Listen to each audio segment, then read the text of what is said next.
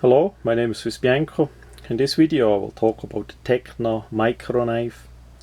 This version here is the dagger version. They made a couple different versions. Unfortunately that knife was made only for a short time. It has quite a unique system, and that's why I always wanted one. Basically, as I did grow up, I saw that knife in the 80s, even over in Switzerland, as I had to live there, and that was price-wise way out of reach for me back then. And then all in a sudden, of course, that was already out of production, and I did never forget that knife, and did maybe 3 times since then look a bit online, eBay, and did a bit a quick research about the knife and the company, and found out a bit more about the history about it. But always the prices for those knives were really high. So this blade show, and of course just by the next to us booth, there was such a knife, and the price was right, $25. So now finally, after all those years, I got me that interesting Tekna knife for my collection of switchblades. So Tekna is a company that is mainly known for dive knives and diving items. For myself, as a Swiss, I don't dive, so that was never too much appealing for me. But of course I like knives, and especially those with unique mechanism, and that is where the Tekna knife, the Tekna micro knife, always did stand out. So what we have here is basically a legal switchblade, or at least back then legal. It had a new design, and this is the knife, how you would carry it. You have on top a bit a pocket clip, plastic one, of course, not too durable. Then we have the metal housing, and we have over here the patent number, and in the middle is, in this case, a gray button. On some of the knives that button was also in red color, and also the blade came in different styles, like a utility blade, or like this one, a serrated edge. And I'm not sure if they did advise that for use as a dive knife. I would not think so, because the mechanism and all that would not be too well. But I think it was kind of a niche that they tried to get into, because back then in the 80s that was their solution to the problem that the people could buy a legal switchblade. Switzerland too, but of course it got banned really fast once the people of the government saw what that is, and of course the general population needs to be safe from such a really brutal knife like this and all that.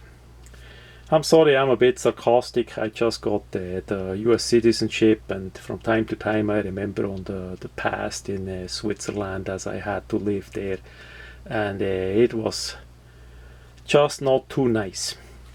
So anyways, that knife was on the market in California as well, and sure enough got banned too.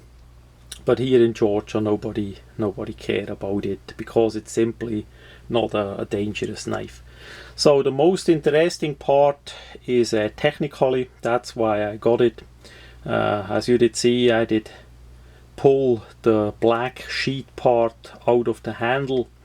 So this gets around the regular switchblade law by pushing a button on the handle, and then the blade springs out either towards the front or sideways, by simply have a different technical solution that as you push the button, the sheet, the blade cover, gonna spring back into the handle.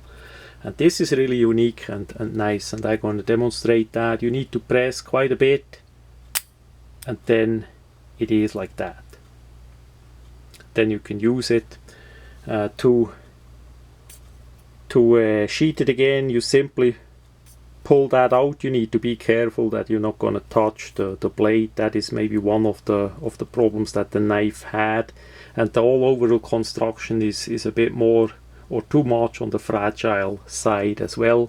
So you pull that out until it locks. You did hear the click, and now we do it again. We're just gonna come a bit closer to the camera. So like that. That's all what it is. You don't have much of a blade. I would say about 2 inches, maybe a little bit more. Double. Both sides are with serrations, really tiny serrations. It's not that much of a knife or to be used as a weapon. It doesn't have a black coating on the blade or on the body. It was always like that. Stainless steel finish. Of course, this one came without the box, so it is a little bit scratchy there. It looks like a satin stainless finish kind of thing.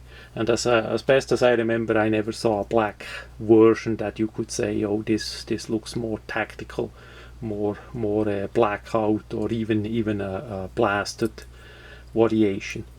So all in all, technically really interesting. Not that much for actual use.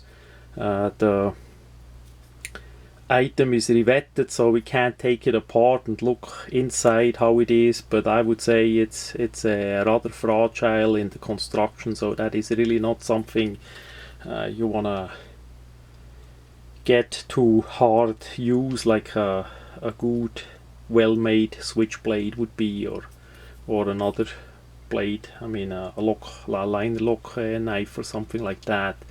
Not even to talk about a fixed blade. So all in all, technically interesting, relative rare, not too many out there.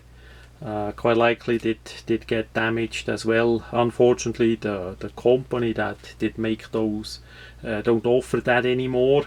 The Tekna company has still a website with a lot of nice products, but unfortunately the knife is long gone. So that much about the Tekna switchblade.